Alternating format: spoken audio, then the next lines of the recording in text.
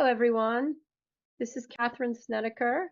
Welcome to the January meeting of the Pink Concussions Partner-Related Task Force, and we are happy to have you here today. Sorry, I'm playing tech at the same time as letting people in. It's great to have so many people on our call. Wow, this is one of the biggest calls we've had in a while. So thank you all. And again, welcome to the February meeting, and I'll be handing the meeting over to Angela.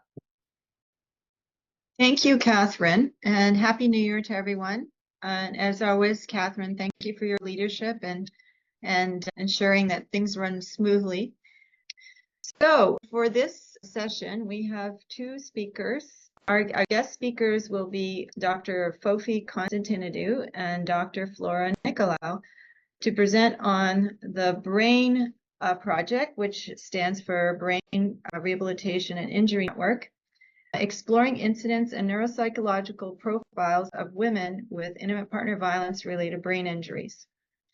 And I'm pleased to go over their bios.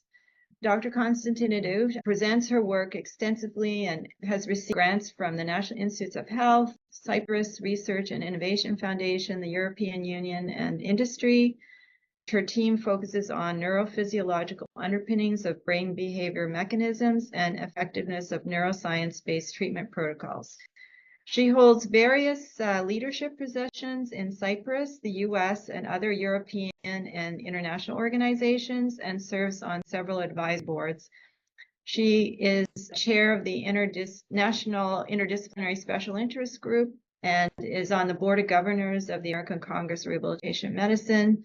She's also current president of the Cyprus Association of Registered Speech-Language Pathologists and the deputy chair of the European Speech-Language and Therapy Associations. I know she has received numerous awards, including the 2013 Distinguished Researcher Award of the Cyprus Research and Innovation Foundation. She's a fellow of the ACRM and a fellow of the Speech Language Hearing Association. She's received the Distinguished Member Award and the Women in Rehab Science Award through ACRM, and I believe she is also the incoming president of the president-elect of the ACRM. Dr. Nikolaou completed her Ph.D. in clinical psychology at the University of Cyprus. She's also a special scientist at the Center for Applied Neuroscience of the University of Cyprus. Her research interests focus in the area of neurological disorders and specifically traumatic brain injury, with a focus on gender issues and specifically intimate partner violence and related brain injuries. She is currently working on various research programs with brain health and has 6 years of experience in conducting neuropsychological assessments and has been working with this Center for Applied Neuroscience in Cyprus since 2017. So without further ado, I'm going to turn it over to Dr. Fofi Constantinidou and Dr. Flora Nikolaou. And thank you for joining us all the way from Cyprus. Thank you. Thank you for having us. I'm going to start off the presentation and set up the stage for the project, which is led by Dr. Nikolaou and was part of her doctoral dissertation. But we thought that I will provide some general information about our center and our studies on brain injury, which lead nicely to the project. So today we'll talk a little bit about the projects relating to brain injury and our strategy at the center. Then we'll move on to talk about IPV in Cyprus and the entities that are involved in regarding IPV. Then Flora will talk about the BRAIN project, and that will be the majority of the presentation, and also the next steps since completion of the doctoral dissertation and the initial phases of the project. Next slide, please. Thank you. So the Center for Applied Neuroscience, it's an independent research center within the University of Cyprus. It was developed after competitive funding to create critical infrastructures in Cyprus that would promote and enhance research in areas that were deemed to be of high priority. And so we established the center in 2011. Next slide.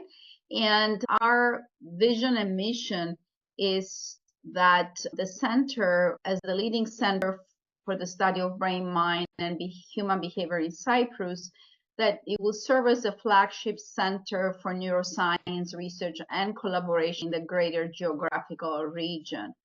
And the mission of the center is to conduct basic and applied research in neuroscience, thereby contributing to the creation of new knowledge, methods, and technologies. And ultimately, we want to contribute to health, quality of life, and our society.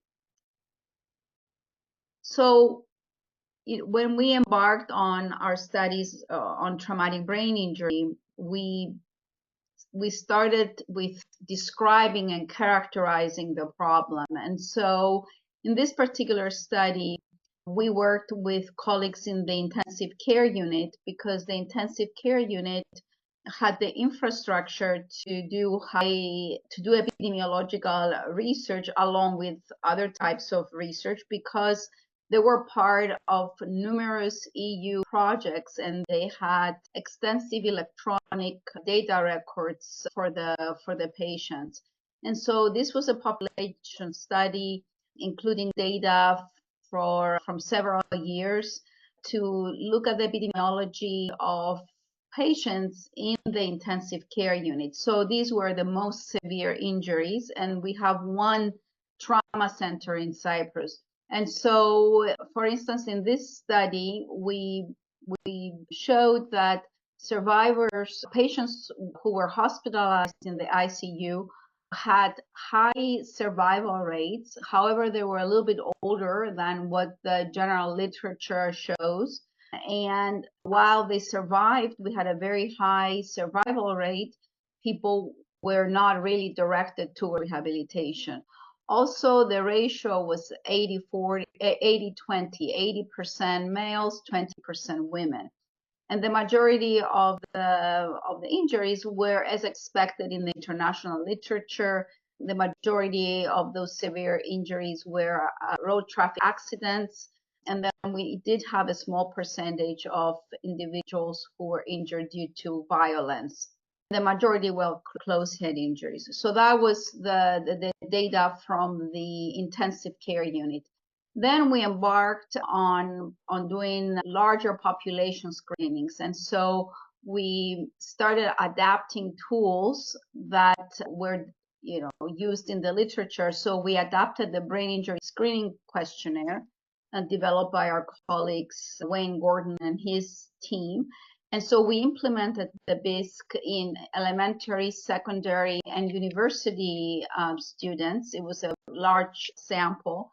And again, the data in terms of population distribution and incidence were similar to those reported in the international literature. And so we found, for instance, about 6% of school-age children were high risk for brain injury, and those, of course, were unreported data. And the incidence percentages increased to 9% for secondary school, up to 20% for university students. And so in line with our approach to continue with more targeted screening, then we proceeded with looking at other populations at risk for traumatic brain injury, such as individuals who call the hotline, the SPAVO hotline, which is the Association for Prevention and Handling of Violence in Family, which is an association, a non-for-profit association. And there the distributions are very different in that the majority of people calling in are women, and in terms of sex and gender distribution, then we have the high representation of women, and of those who called in, a large percentage sustained physical abuse, over 60%. And then of those who were physically abused, about 40% reported episodes of violence that resulted in an increased risk for brain injury. Next slide. And so if we look at how IPV is managed in Cyprus, we see that there are a number of different agencies involved, which makes it more challenging in terms of continuity of service. And so we have three ministries: the Ministry of Health, the Ministry of Justice and Public Order, and then the Ministry of Labor. And under each of those ministries, there are departments such as the Mental Health Services, the Emergency Department, of course, and the Forensic Medicine Department under the Ministry of Health.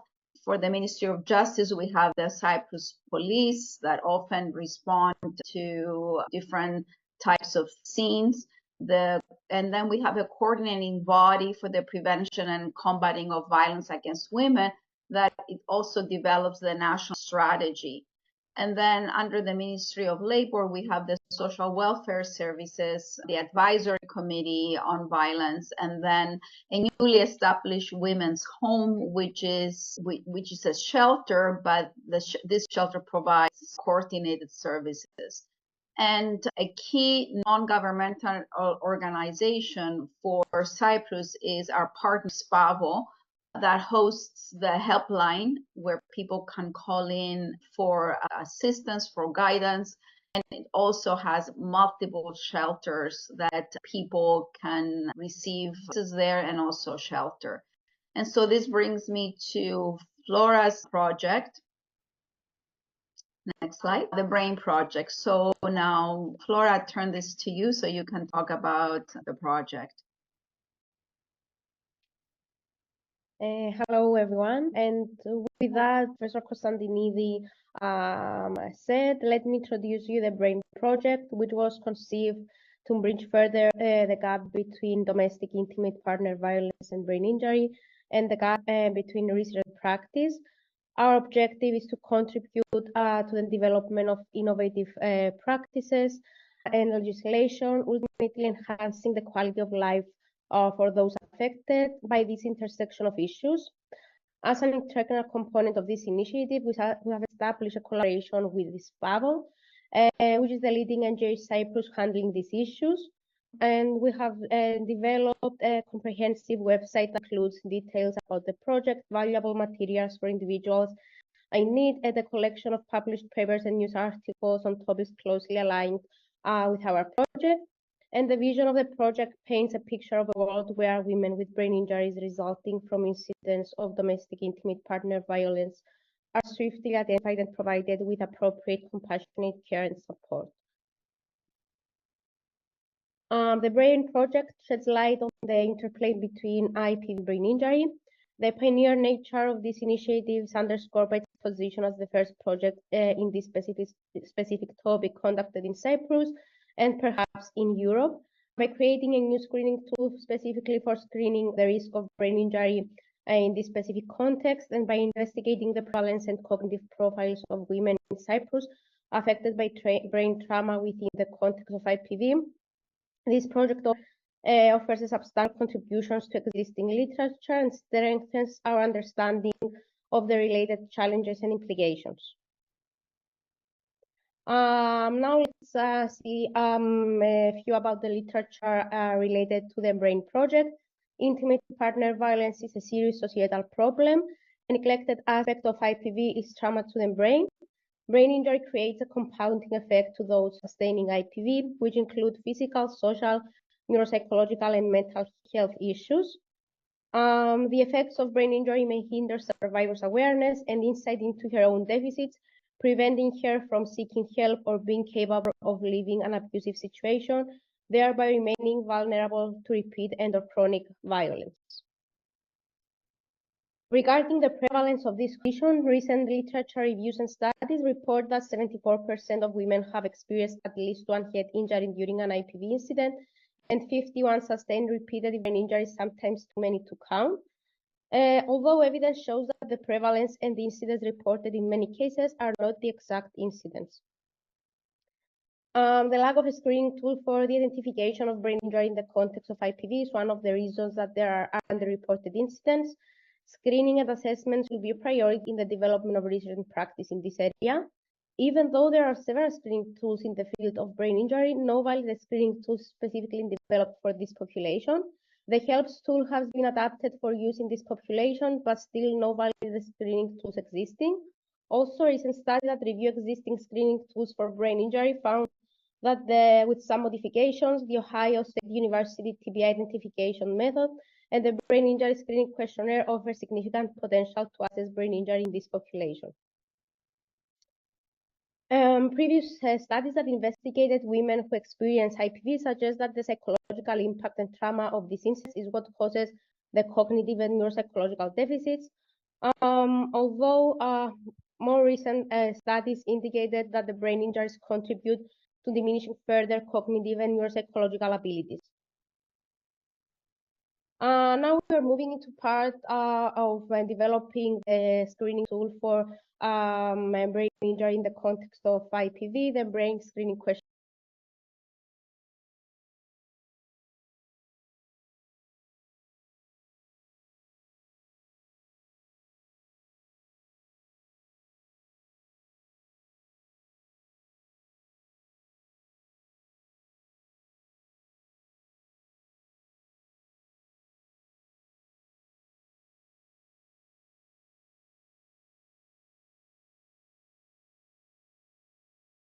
Where we utilize the data of that phase to conduct additional analysis for the validation of the tool. Now let's move into methodology of phase 1. Our data collection took place from November of 2021 to December of 2022. During this period, information collected from adult women who experience domestic intimate partner violence and anonymously reach out support at the helpline provided by SPAVO.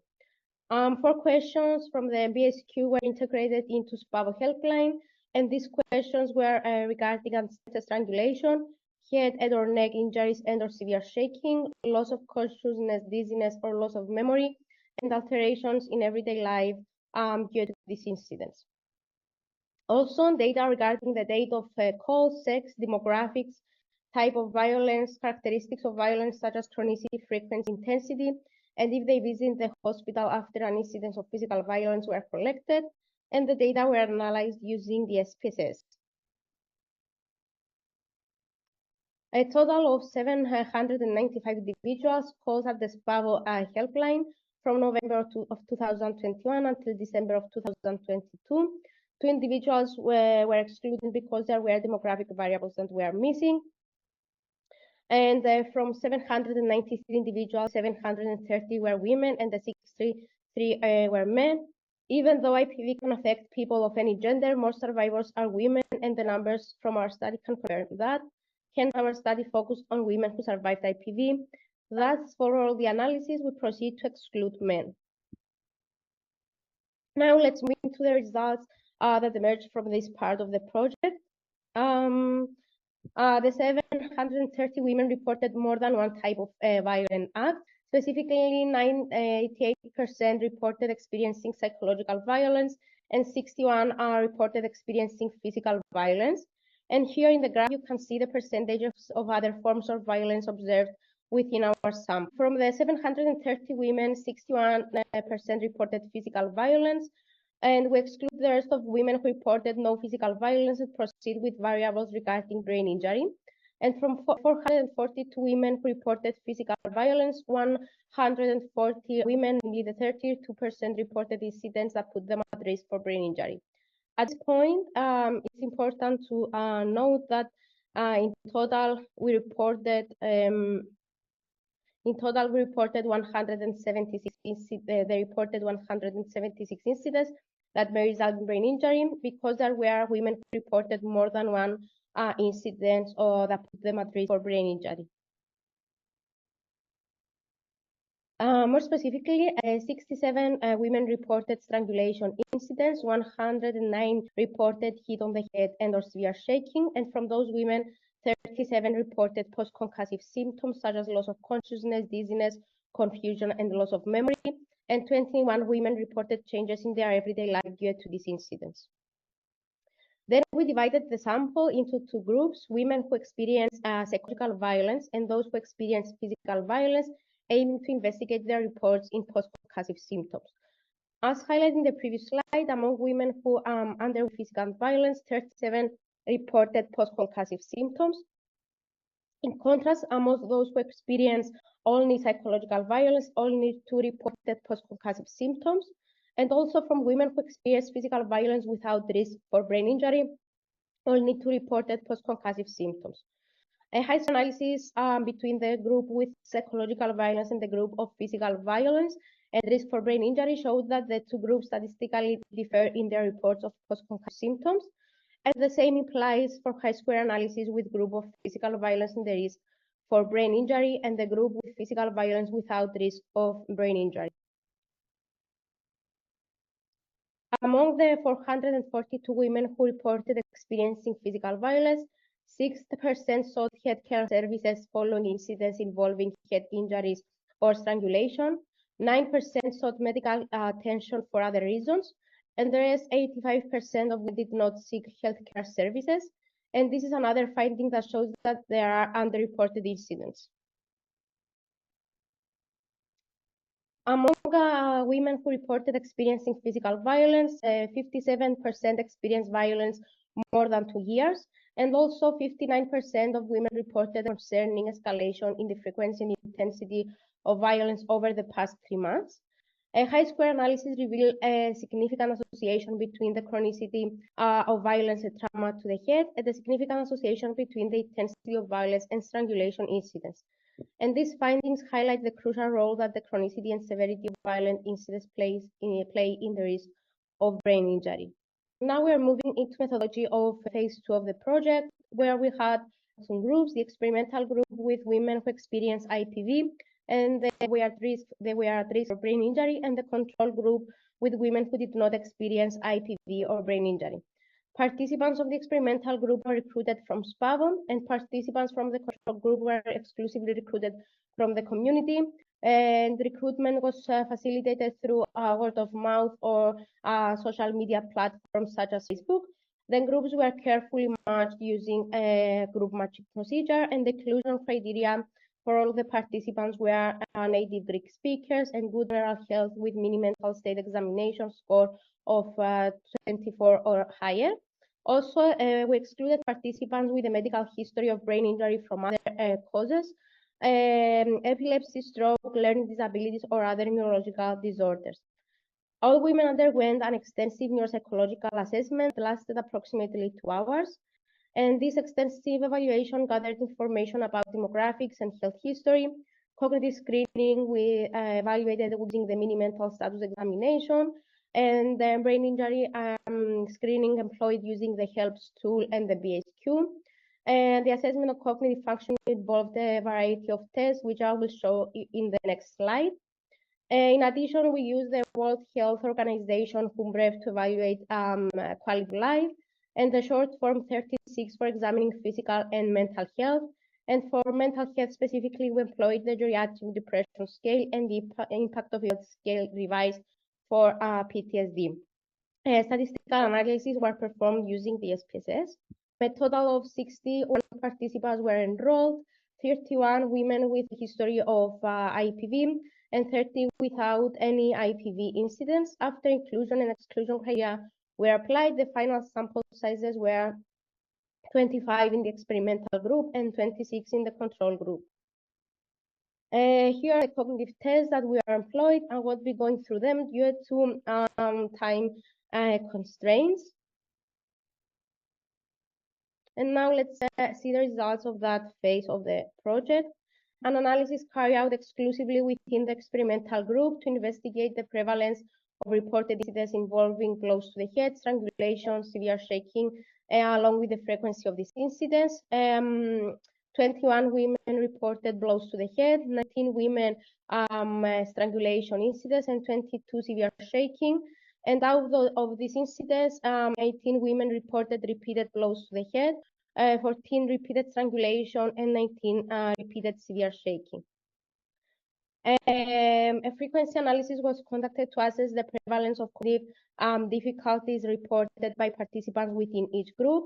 92% of women in the experimental group reported cognitive difficulties, whereas 54% of women in control group reported cognitive difficulties.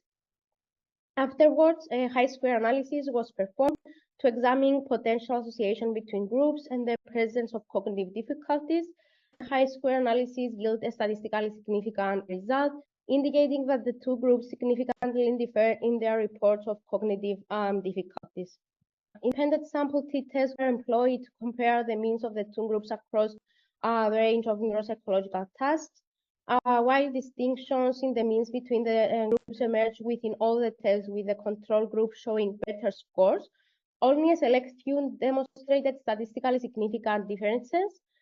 Specifically, there were statistically significant differences in trail-making task B, in simple-digit modality task, in verbal fluency task, and specifically the efforts, and in the visual span test total score.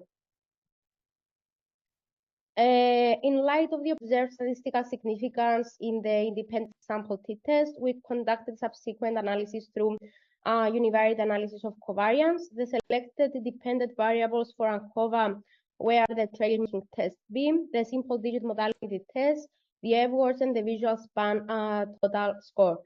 These selections were driven by the significant differences previously identified in the initial t-test. In the ANCOVA procedure, we introduced covariates to the model to mitigate potential confounding influences. Specifically, depression symptomatology and PTSD symptomatology were incorporated as covariates. Initially, an ANCOVA was conducted using the trail-making test B as dependent variable. Results revealed a statistically significant main effect for the group, with the control group showing statistically significant better performance. As for the covariates, none exhibited significant main effects. Subsequently, the simple digit modality test was employed as dependent variable, and this analysis also showed statistically significant main effect of the group, with the control group also showing statistically significant better performance. And again, as for the covariates, none exhibited significant main effects.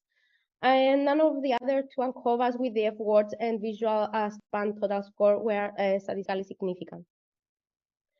In the final analysis of phase 2, brain screening questionnaire exhibited robust internal consistency as indicated by PROMPAS alpha 0.9. And moreover, correlation analysis revealed a statistically significant association between the BSQ question regarding hit to the head and the corresponding query in the HELPS 2. And this correlation highlights the concurrent validity of the BSQ. Now let's see a few future directions. Therapeutic interventions that address both cognitive challenges and mental health aspects hold great potential. Evaluating the efficacy of existing interventions such as cognitive rehabilitation or trauma-focused therapy, the field can move forward to evidence-based practices that optimize survivors' well-being. In the clinical arena, developing and validating screening tools specifically for brain injuries resulting from violence is essential. The brain screening questionnaire developed as part of this project represents a step towards this goal, and such tools can incorporate into frontline practice. Also, longitudinal studies could reveal the progression and the outcomes of these conditions, providing insight into effective interventions. And finally, comparisons with other groups, such as those experiencing only strangulation or women with conventional brain injury and a group of men, will be important. These findings hold implications beyond academia, extending to policymakers and public health initiatives. The prevalence of women at risk for brain injury in the context of IPV and their reports about post-concussive symptoms rings the bell for that this population is at risk for brain injury. Integration of the BSQ into these screenings enhances the ability to detect and intervene early. The cognitive challenges faced by women who have undergone brain trauma within the context of IPV calls for the integration of cognitive assessment and interventions within the care of survivors of IPV. And the fact that mental health challenges coexist with cognitive difficulties demands a holistic approach that addresses both cognitive and psychological well-being. In summary, our study sheds a spotlight on the urgent need for increased awareness, education, and screening efforts. And these proactive measures are important in preventing and addressing the significant risk for brain injury in cases of IPV. Now, regarding our next steps, as we look ahead and the next steps of our project, our focus shifts towards policy integration. Specifically, we are working towards incorporating our screening tool into procedures of SPAVO. The collected data will not only contribute to a more robust validation of the screening tool, but also guide our future steps in refining and improving its effectiveness. Furthermore, as we move forward, expansion is on the horizon with a significant focus on integrating the treatment aspect.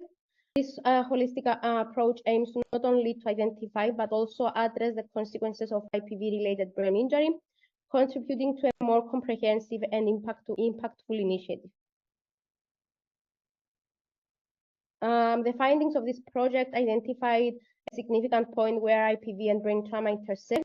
It is through collective efforts, informed policies, and community engagement that we can strive towards a future where survivors receive the support they need and deserve. And we conclude this presentation. Let's reflect on how these insights can guide future initiatives and interventions to create a safer, more compassionate environment for those affected. Thank you very much for your attention. And now, if you have any questions, we are free to ask us, of course.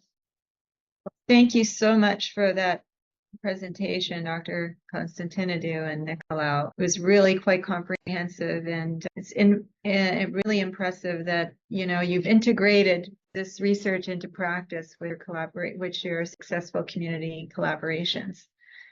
So many hands coming together there. Would anyone like to start with some questions?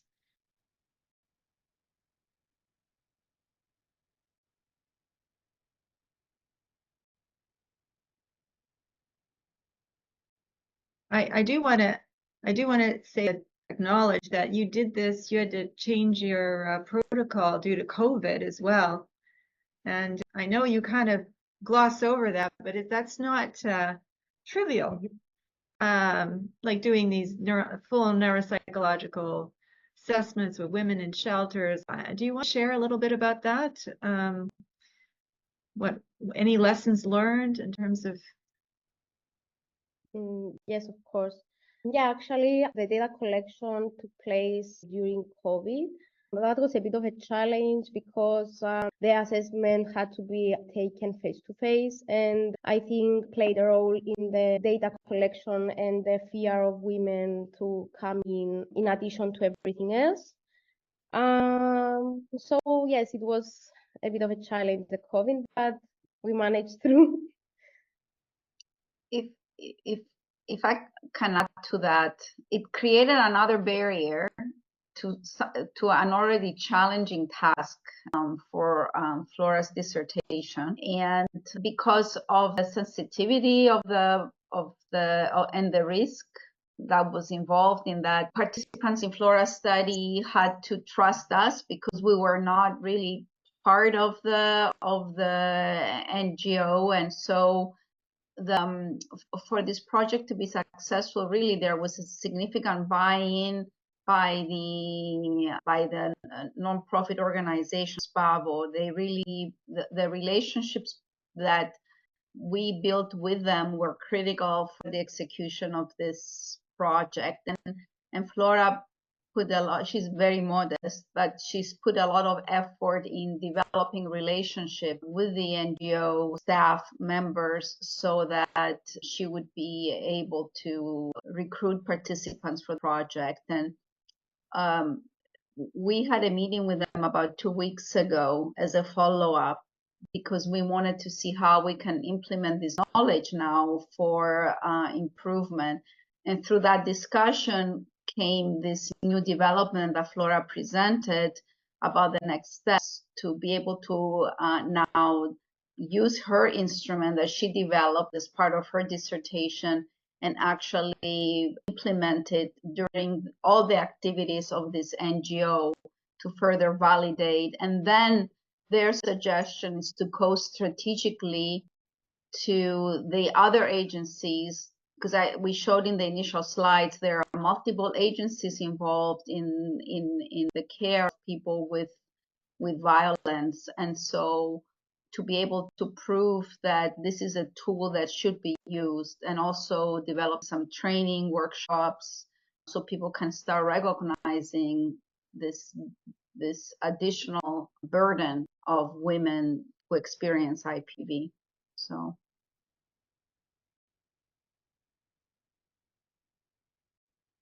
Anyone else have any questions? I just have a question, Catherine, about how, just those of us that don't know anything culturally about your part of the world and your country, and where does IPV fall in culturally, and you know, if we had, if we were to visit your country, like what, if we came there, and actually the reason why I'm asking is because Eve and I are about to go to Australia, actually go to New Zealand and give a talk in New Zealand about IPV and brain injury. And we don't know anything about the New Zealand culture, right? And so we're coming in there, and I really want to approach from a cultural humility, especially since we're talking to indigenous groups there. So what cultural aspects about IPV in Cyprus would you want us to know about? Okay. Flora, do you want to take that, or? Whatever you want. You can take that if you. Okay, whatever you want. But well, there's been a lot of attention to IPV, and Flora, if you can go back to our initial slides where we show the sort of like there has been a lot of attention because of activities done by the NGO that we are collaborating with, SPAVO. And so there's been awareness about IPV, and there seems to be the infrastructure in terms of policy, etc. Now, in terms of traumatic brain injury, again, we as a group are probably the only people that really talk much about brain injury in Cyprus. I mean, to the best of my knowledge, there isn't much other discussion other than what we are doing as a group, you know, and trying to educate people about the long-lasting effects of brain injury, etc. There is rehab, but it's fragmented, which is part of the problem in terms of successful rehabilitation in Cyprus. So are you asking, like, for instance, if you were to come and talk about IPV, if this would be a foreign concept? Or just how society is open to it. It sounds like these things, that there was an openness and an approach to IPV before COVID. These aren't just COVID related things that popped up. No. These existed before. And actually, Flora and I were talking today about the fact that we haven't really thought about long COVID and IPV and TBI, because a lot of people who suffer from intimate partner violence probably have sustained COVID. We would assume a percentage has long COVID. So that's an additional disability on top of the existing ones. So I don't know if anybody has looked at long COVID within this context, but that's something we started talking about today in kind of preparing our next steps as well. So very interesting. Lynn, you have your hand up. Flora, congratulations. Well done at that, and what a great presentation. I really learned a lot in there, and I really enjoyed that. And I'm a qualitative researcher, so you even made it understandable and easy for me to follow and pick up a lot. So thank you very much for that. And may I also congratulate you on successful community-based research, because a lot of my work has been done that way, and it's not easy to do, working with community-based organizations and trying to bridge that gap. It is all about relationship, and I loved hearing that that's something that you put in a lot of time and effort into, and it clearly shows in your results. Your sample size is phenomenal. The first thing that jumped out at me, though, was that really small sample of men, and I wondered, does that reflect the actual difference between men and women experiencing IPV, or has that got something to do with men not wanting to come forward And, you know, is there an added layer of silencing happening there so that you're not seeing as much? Because I know that the statistics that we've been seeing here most recently are showing an equalization. You know, the World Health Organizations, I'm always surprised at how equal we're starting to get in terms of men and women experiencing IPV. So your low number in that sample popped out at me, and I thought, oh, you know, what's that about? Where's that going? So I thought that was really an interesting piece of what you found. And the other thing that I wanted to know was, how soon do we get the screen? Are you able to share that, or are we going to be able to see what that looks like and be able to put it into practice on this side of the pond? Okay, thank you very much for your comments. Regarding men, that's a great question, and indeed, the last research and the studies report equalization in reporting, and we are of course looking forward to study men as well, because as I have said, in future directions, it's for our goals to look that group as well, because maybe it's what you said, or for the underreported incidents showed that maybe men do not report those incidents, and not because they not experience violence, physical violence or psychological violence. And regarding the questionnaire, actually we have it in both English and Greek. The validation made only in Greek because our sample were Greek speakers, but we are looking forward to provide it also to a sample of English native speakers in order to be able to be available. Super, I look forward to seeing it. Now, you know, when you asked earlier about cultural, all the images about violence that we see primarily in Cyprus are for females, girls and women.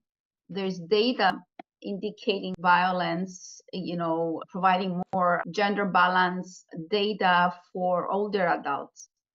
You know, violence in the elderly. There you see more data about men and women. We don't know if it's the sample of people calling the helpline, you know, if the imbalance, because it was true population for a study for a whole year, everybody who called that helpline, and the distribution was like 90% women. So maybe it's the nature of the data sampling from our end. But it would be good to look at statistics from the police or from the other organizations and kind of see how that plays out.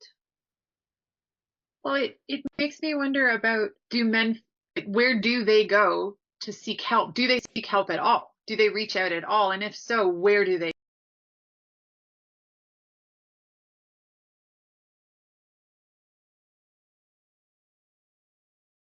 Meeting is being recorded.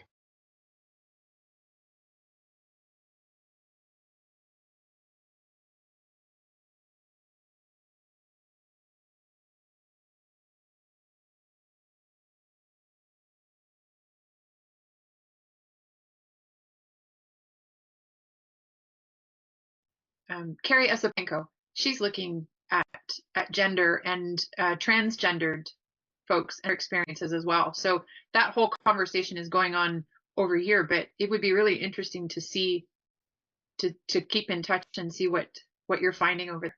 Thank you very much. And I do think the imagery, like you mentioned, is super important. I know when I've worked with the VA at the PTSD brain bank, and they were talking about not having women, I pointed out, well, that's because on your website and your flyers, you only have men on the imagery.